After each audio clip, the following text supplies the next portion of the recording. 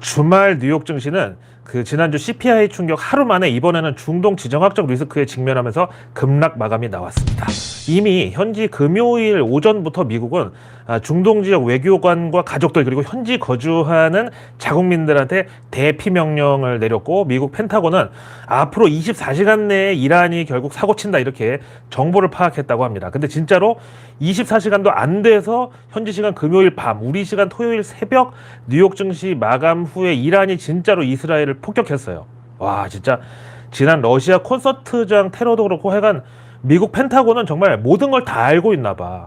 뭐 심지어는 이거는 그냥 우리끼리 얘긴데요. 김정은 오줌빨이 강한지 약한지 그 소리까지 탐지해가지고 김정은이 당장 건강 문제로 사단이 날지 여부를 체크하고 있다는 그런 썰도 있어요. 이거야말로 진짜 정확한 정보 아닌가요? 뭐 남자들의 경우는 아시겠지만 체력이 약해지면 당연히 그 소리도 약해지는 거고, 그러다가 만약에 알아 누우면 뭐 일단 그 소리부터 일단은 죽는 거죠. 하여간 이로써 우리 월요일장과 주말 뉴욕 증시 사이에 중동 리스크의 현실화라는 악재가 하나 추가됐습니다.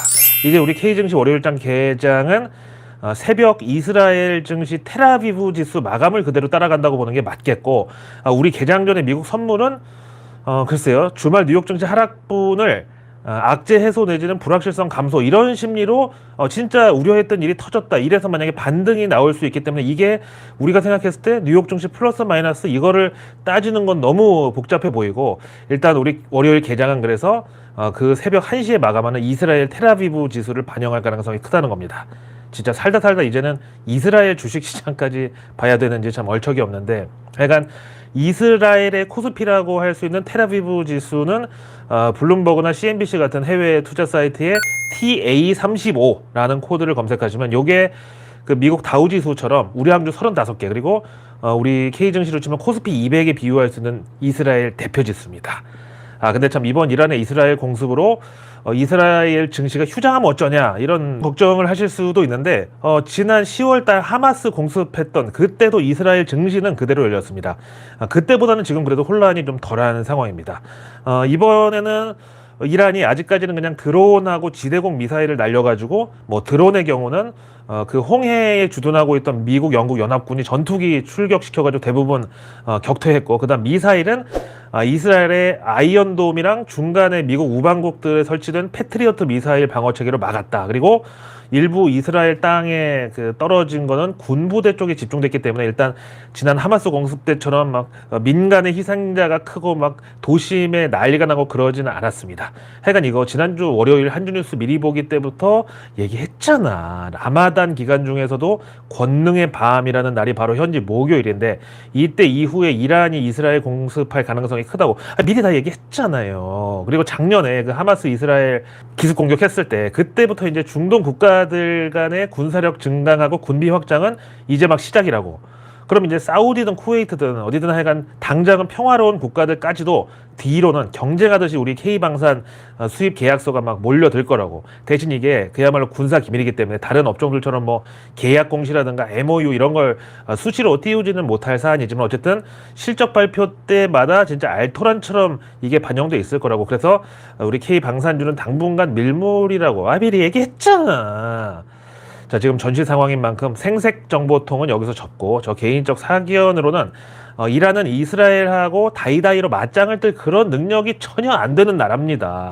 흔히 뭐 중동의 북한이라고 부르는데, 이유가 그 이란의 경우는 이스라엘에 비하면은 돈도 없고 무기도 후지고 군사력도 오합지졸이고 해간 모든 게 열세예요. 그 와중에 그 이란 종교 지도자들이 자기들 체제를 유지하기 위해서 자기네 나라에서 제일 똑똑한 애들 장학생으로 전 세계에 유학 보내가지고 물리학 공부시키고, 그걸 기반으로 이란계 그 과학자들 막 잡아돌려가지고 핵 하나만 보유하고 있거든요. 뭐 이런 면에서 북한하고 비슷하다는 건데, 근데 아무튼 그 이란이 이스라엘을 건드린 거는 다분히 국내 정치 사정 때문이라고 저는 봅니다.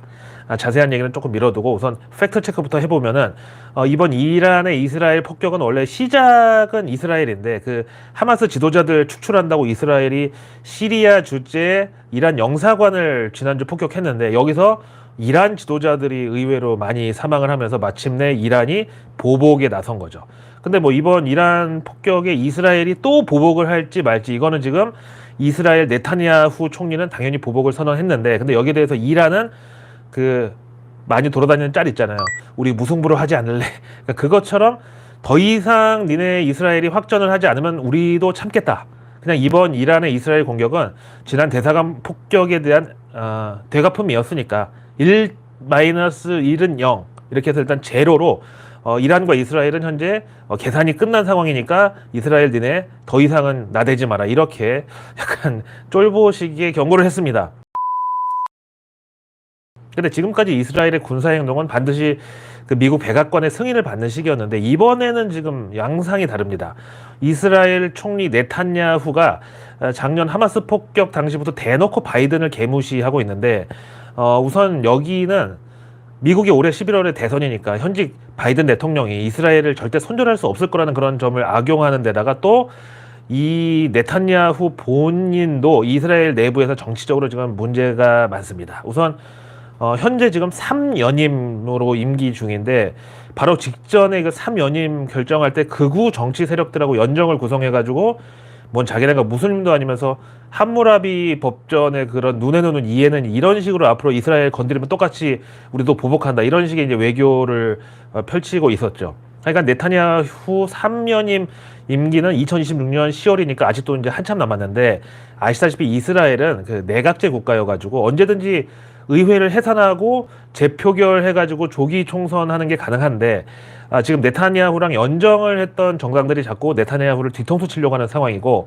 사실 네타냐후가 약간 파시즘을 닮았다는 이런 평가가 있는 그 시오니즘 그리고 팔레스타인의 매파적인 유대주의 연합과도 이제 손을 잡고 있는데 이번에 네타냐후가 미국하고까지 척지고 유엔의 종전 권고도 그동안 쌩까고 저렇게 나오니까 여기 연정했던 정당들이 네타냐후를 조기 퇴임시키려고 지금 의회를 소집할 분위기인데 이걸 네타냐후가 알고 있기 때문에 계속 이스라엘을 비상 상황으로 또 극우 지지층들의 세력을 규합하는 쪽으로 이렇게 지금 군사력을 악용하고 있는 상황입니다. 그래서 우리 그 총선 날 4월 10일에 우리 총선 소식들 때문에 뉴스에는 묻혀버렸는데 이스라엘 군이 하마스 지도자가 아들 3명하고 손자 4명을 태우고 가는 자동차 일행을 이스라엘 군이 표적 공격으로 완전히 일가족을 몰살시켜버렸거든요. 여기서 이제 본격적으로 민심이 악화가 됐는데 현재 이스라엘에서는 참 묘하게도 이 네타냐후 반대 시위대가 팔레스타인 반대 시위대랑 세력이 규합되려는 그런 움직임이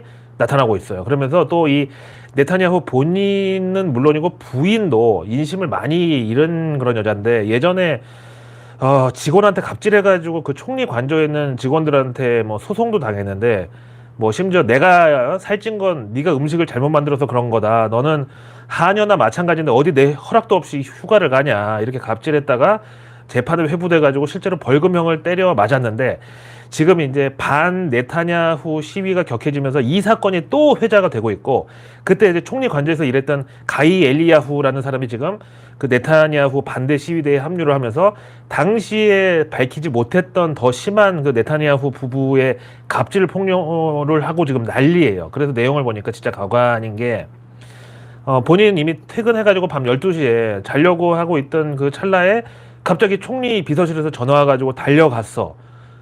그랬더니 이 국 좀 대피라고 이런 요구가 있었고 또 한 번은 이제 식탁을 차렸는데 샐러드 안에 이물질 같은 게 들어있다고 식탁을 다 엎어버렸대. 근데 아시다시피 이제 샐러드는요 재료가 워낙 많이 들어가고 또 이제 그게 다 야채 이런 거다 보니까 드레싱도 있고 해가 눈으로 보기에는 이것저것 이물질이 보이죠. 순두부처럼 그렇게 하얗고 깨끗한 비주얼이 될 수 없는 음식이잖아 샐러드는. 근데 하여튼 거기 까만 알갱이 같은 게 있었나 보지. 그랬더니 이게 흙 들어간 거 아니냐고 난리 쳐가지고 5분 만에 다시 상차리라고 그런 적도 있고 또 거기다가 작년 10월 그 하마스가 밤에 이스라엘 콘서트장 공중 낙하하고 낙하산 타고 내려가면서 사람들 쏴 죽이고 그래서 난리 나고 또 밤에 폭탄 날라오고 아이언돔 뚫리고 이스라엘 도시 불바다 되고 그랬을 때 이제 이스라엘 정부가 해외에 있는 40세 이하 예비군들 전부 소집령 내려가지고 당시 그 이스라엘 공항에 나는 싸우러 왔다 이렇게 인터뷰도 나오고 전 세계에서 관심 갖고 그랬잖아요. 근데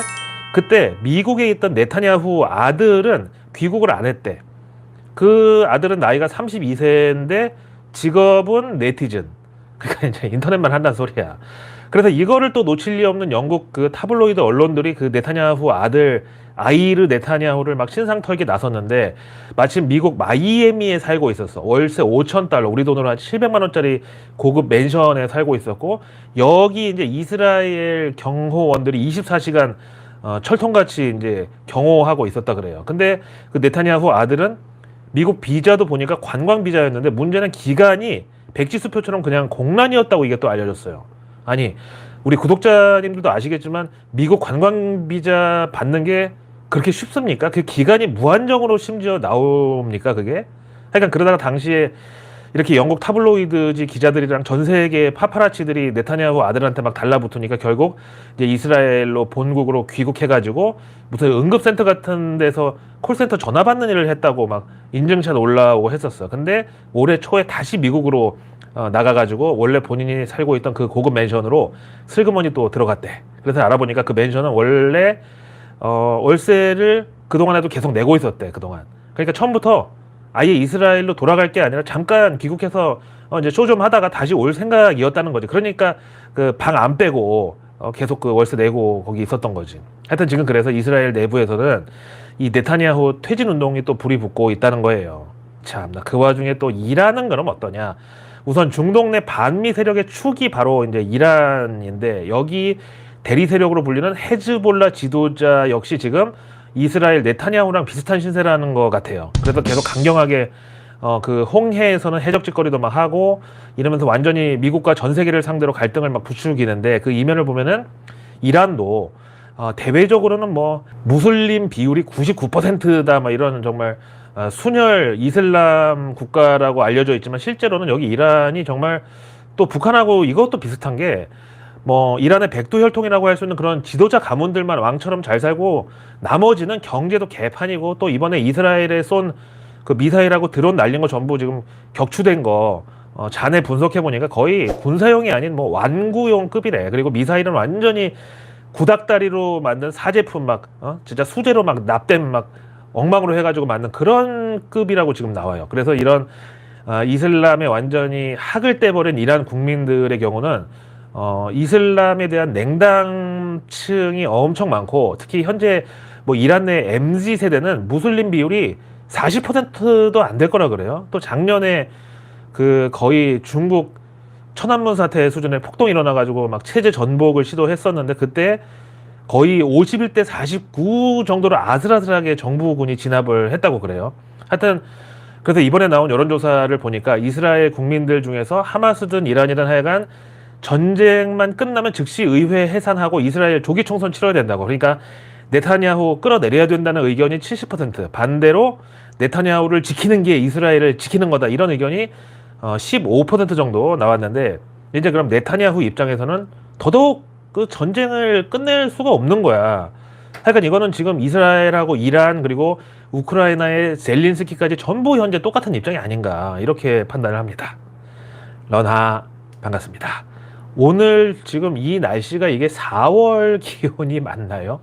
와, 정말 저 같은 이 비만인들은 아직 에어컨 커버도 안 벗겼다가 갑자기 이런 한여름 더위가 찾아오니까 오늘 진짜 샤워만 한 5번 한 것 같아.